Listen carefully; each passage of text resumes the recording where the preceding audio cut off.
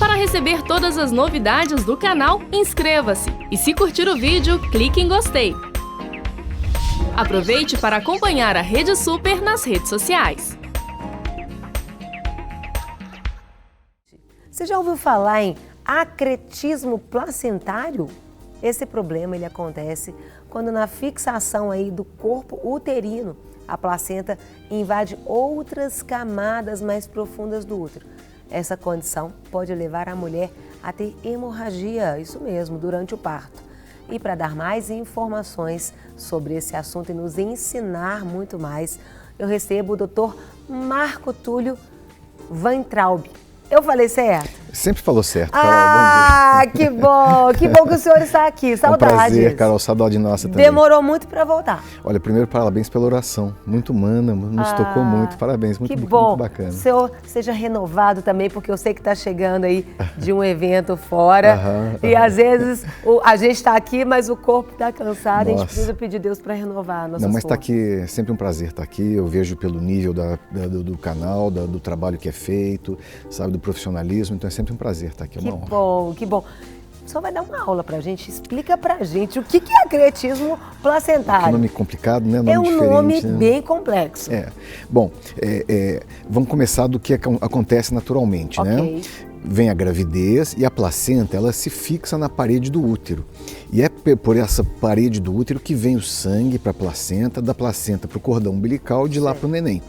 Algumas vezes, tem algumas situações em que a placenta ou ela se fixa mal e forma hematomas e dá descolamento de placenta, que é muito grave. Em alguns casos, ela se fixa mais do que deve. Ela vai invadindo outras camadas do útero, como você colocou. Certo. Então, o que acontece? Ela invade a musculatura do útero, ela pode até passar da parede externa do útero. Tem casos mais graves que pode ir até órgãos próximos ao útero, por exemplo, bexiga, alguma alça de intestino, coisas do tipo. Então, dependendo do grau de acretismo placentário, dessa invasão da placenta na parede do útero, podemos ter um monte de complicações. A mais comum realmente é na hora do parto, na hora de se retirar a placenta, ela está tão grudada que começa a sangrar demais. E é um sangramento que, se o médico não está preparado para isso, pode trazer consequências importantes para a mãe. Certo. Não vai afetar o feto, a criança nasceu e tudo mais, é no momento de retirar a placenta para terminar com o trabalho de parto todo, com aquele trabalho todo envolvido, não é mesmo? Então, partes da placenta podem ficar grudadas na musculatura, pode ficar sangrando demais e pode ser difícil controlar essa hemorragia. Nessa hora que é importante ter um médico, ter um obstetra experiente, de preferência que saiba de antemão dessa condição da placenta, mas caso ele não saiba, ele tem que estar tecnicamente preparado para lidar com a situação, que consiste em basicamente estancar a hemorragia. Como que ele vai estancar essa hemorragia? Tentar ligar os vasos que estão sangrando, tentar usar drogas que façam o útero contrair de uma forma mais forte, ficar bem durinho mesmo para parar de sangrar. E claro, retirar todo esse material placentário que está aí para fazer parar de sangrar. Nem sempre é possível, nem sempre ele consegue. O que acontece? O sangue vai infiltrando pelo útero, o útero vai ficando mole, vai ficando molengão, que a gente fala, não contrai mais. Isso pode levar a mulher a ter problemas de coagulação, o sangue para de coagular, ela fica sangrando sem parar. E aí que entra a rapidez, a experiência, o raciocínio rápido e a condição de atuar do obstetra, de saber tirar esse útero se necessário, saber usar de drogas e derivados do sangue para não permitir que essa mulher entre numa anemia aguda e vá parar no CTI ou venha até a morrer. E em casos mais graves, até trabalhar com órgãos que estão anexos e invadidos. Por exemplo, bexiga. Recentemente tivemos um caso em que nem chamamos de placenta acreta, chamamos de percreta. Ela invadiu toda a parede do útero e estava infiltrando na bexiga. Foi preciso operar, tirando inclusive um pedaço da bexiga da mulher. Ainda bem que tudo se sabia antes, estava tudo preparadinho, até sangue, vaga em CTI, tudo que era necessário. Mas graças a Deus correu tudo bem e aquela história, entramos 100% armados, precisamos usar só 10% do necessário. Ser pego de surpresa numa situação dessa que é muito grave. Isso aumenta demais a mortalidade materna em partos mal conduzidos. E quem é suscetível a esse tipo de acretismo placentário? Essa pergunta é ótima, né? Isso pode acontecer de forma sem explicação nenhuma em algumas mulheres, em que a placenta implanta um pouquinho mais baixo, aquela placenta baixa ou placenta prévia, mas acontece muito em mulheres que já tiveram o útero mexido. Por exemplo, quem já teve uma cesárea anterior, já tem aquela cicatriz de cesárea no corpo do útero, pode se fixar lá. Mulheres que têm úteros mal formados, aquele útero bicorno, útero septado. O que seria bicorno? O bicorno é o estilo de útero que sai um corno uterino para a direita e um para a esquerda. Parece com útero de coelha, com útero de cadela, é um útero mal formado. A história é tão interessante, vamos lá atrás que a história é bacana, né? Quando o ser humano andava de quatro como os animais, o útero da mulher era bicorno, porque o peso do útero ficava na barriga, no abdômen, como fica em outros mamíferos, né? Quando o ser humano passou a ser bípede, a caminhar com duas pernas, o útero se tornou triangular e criou o orifício interno do colo que fecha mais o útero para aguentar o peso da gravidez, já que o peso agora se direciona para baixo. Então, as mulheres que não tiveram o útero amadurecido, não tiveram esse útero evoluído, têm o útero involuído, um útero antigo que a gente fala na evolução do ser humano, são os úteros mal formados. O bicorno é um tipo, que saem os dois cornos uterinos. Tem o útero septado, que tem só uma cavidade grande. Tem outros que tem o útero unicorno, é o útero para um lado só. Tem o útero que chama de delfo, como se fosse dois úteros e duas cavidades primitivas também. Então são casos em que temos que estar atentos para o acretismo placentário, para perda fetal, para aborto de segundo trimestre, para hemorragias da gravidez.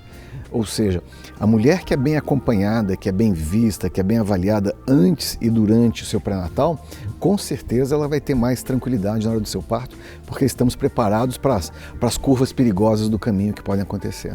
Nesse caso, quando o senhor falou do que pode levar a mulher, ela pode se tornar uma mulher infértil ou uma anemia profunda? Sim. Algumas coisas, isso pode conduzir a isso? Sim. Sim, vamos começar do mais simples, né? Uma anemia profunda. Imagina uma mulher que na hora do parto já tem uma perda excessiva de sangue e esse sangue ainda fica sem controle, ela vai sangrando e você não consegue estancar aquela hemorragia, ela pode ter uma anemia profunda e pode levar à morte. Uma das grandes preocupações em cuidado obstétrico é justamente a anemia materna. É justamente cuidar da mulher para que ela não fique anêmica, não perca muito sangue, por isso que ela toma ferro e vitaminas na gravidez, no pré-natal. E se ela sangra demais, pode ser pelo útero que está amolecido por uma condição como essa, a obrigação do médico é fazer com que esse útero contraia para controlar esse sangramento, porque o sangramento é excessivo e abundante. Muito da mortalidade materna, não só mortalidade como morbidade, quer dizer, complicações maternas no mundo inteiro, não só no Brasil, é por causa de sangramento pós-parto. A segunda parte ligada à infertilidade. Claro, se você tem que cortar um pedaço desse útero ou mesmo tirar esse útero para salvar essa mulher, ela se torna uma mulher infértil, de não poder mais gerar uma gravidez por si só, pelo seu próprio útero. Se ela quiser engravidar de novo, vai ter que usar um útero de empréstimo de uma outra mulher, os óvulos dela mais útero de outra mulher. Ela já não tem mais útero que se perdeu nessa complicação obstétrica. Existe alguma faixa etária, doutor, que acomete? Não é hereditário. Pode ser hereditário também? Não tem uma relação hereditária. É um acaso. É um acaso ou se relaciona a úteros que já foram mexidos, né? Cortados, manipulados e tudo mais. Então, você imagina que hoje a mulher deixa para engravidar mais tarde. Isso. Vamos colocar depois dos 30, 35 anos. Isso normalmente pode acontecer numa segunda gestação, onde o primeiro parto foi uma cesárea, e foi uma cesárea que ficou uma cicatriz muito grande no útero, muito aberta, que lá a placenta, quando ela vai migrar e se fixar, ela pode ficar presa numa região muito baixa. E daí ir invadindo a musculatura uterina. Essa é uma causa anatômica como consequência de gestações anteriores. Mas os casos que acontecem sem causa aparente também existem. Nós estamos falando sobre acretismo placentário. E você pode fazer e deve fazer sua pergunta. Aproveita aqui o nosso WhatsApp 984029756, 984029756. Estou aqui com o doutor Marco Túlio, conversando sobre esse assunto. Quais seriam os sintomas, doutor? O primeiro sintoma que pode aparecer é algum sangramento no início da gravidez. Aquela mulher que tem um sangramento no primeiro trimestre, ela faz um ultrassom, aí o ultrassonografista vê uma placenta baixa, a placenta que se implantou mais baixa. A nossa expectativa é que com o tempo essa placenta vá subindo pela parede uterina, ela vai migrando e vai subindo para o fundo do útero. Se isso não acontecer, ela pode se fixar lá. E com acompanhamento pelo ultrassom, você pode perceber que ela está se infiltrando na parede, ela não está só encostada na parede uterina, ela está invadindo essa parede uterina. Essa é a forma de diagnosticar. Ainda bem que temos o recurso do ultrassom. Sem ultrassom, muitas vezes aquela mulher que chega desacompanhada, sem um pré-natal bem feito, aquela hemorragia acontece na hora do parto e quando o obstetra vai tentar retirar a placenta, que ele percebe que tem aquela condição, que a placenta está realmente grudada, colada, invadindo a parede uterina. E aí ele já começa a suar frio, já chama a equipe toda para começar a tratar da hemorragia dessa paciente. Eu pergunto, como que é feito esse diagnóstico? Basicamente pelo ultrassom. É o ultrassom que mostra com fotos e com a imagem vista lá a placenta invadindo. Então tem alguns graus. A creta é aquela que invade um pouquinho. Tem a placenta percreta que já invade muito mais, tá? Que pode até passar do nível da parede uterina. Então pelo ultrassom é possível com clareza, com um bom ultrassonografista, com um bom equipamento e um profissional experiente, ele perceber o tanto que está sendo invadido da parede uterina. Se o médico souber de antemão, antes do parto, que isso está acontecendo, ele se precaver com todos os recursos necessários para cuidar bem dessa senhora, dessa paciente que vai se tornar mãe. Se ele for pego de surpresa, é complicado. Ainda mais se for algum hospital sem recursos, algum hospital sem equipes especializadas. O índice de óbito é muito alto? É alto. É alto. É alto naqueles casos em que temos hemorragia e não estamos preparados, né? Porque a mulher começa a sangrar, você não tem sangue à disposição para dar para ela, você não tem fatores de coagulação à disposição para dar para ela, você não tem o CTI preparado para suportá-la. Então todos esses complicadores podem aumentar demais a mortalidade da mulher. Se o médico está preparado, já deixa toda a estrutura ao redor pronta. Certo. Na medida que vai complicando, ele vai chamando aqui, eu quero sangue, eu quero plaquetas, eu quero crio, eu quero os recursos todos para conseguir controlar essa hemorragia. Ao ponto dele falar, eu quero tirar esse útero para estancar essa hemorragia. A gente fala retirada de útero pós-parto, que realmente resolve o problema. O importante é não deixar chegar num quadro que se chama de coagulação intravascular disseminada. Sim. É quando aquela mulher consome todas as plaquetas dela, o sangue para de coagular. Vai sangrando, sangrando, sangrando, sem parar. Mesmo que você estanque um vasinho aqui, cauterize outro ali, ela vai sangrando, como a gente diz, por todos os poros possíveis. Aí é muito grave, é muito complicado. Tem uma pergunta para o senhor. Qual a dificuldade para quem tem sangue tipo O negativo? A Graciele.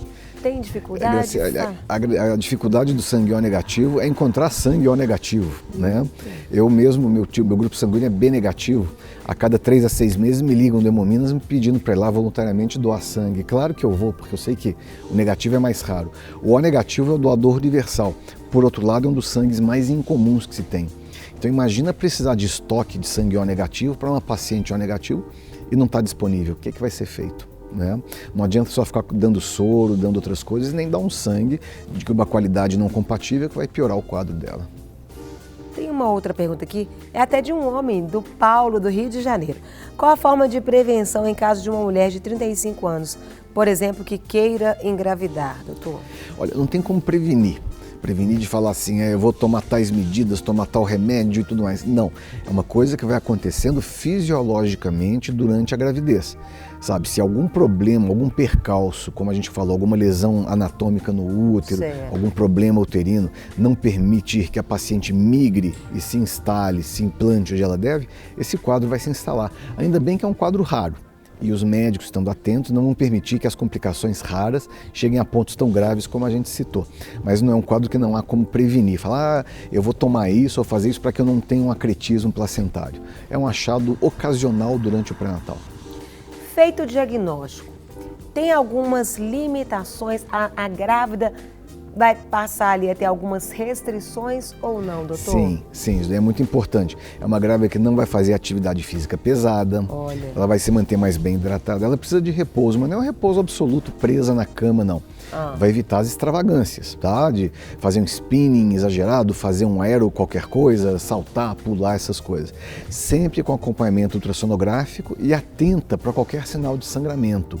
Se ela tiver algum sangramento, alguma hemorragia, ao menor sinal de problema, entrar em contato com o seu médico ou procurar direto a maternidade onde ela esteja sendo acompanhada, para não permitir que esse quadro se agrave, não complique o neném e muito menos não complique a saúde dela com a hemorragia aguda.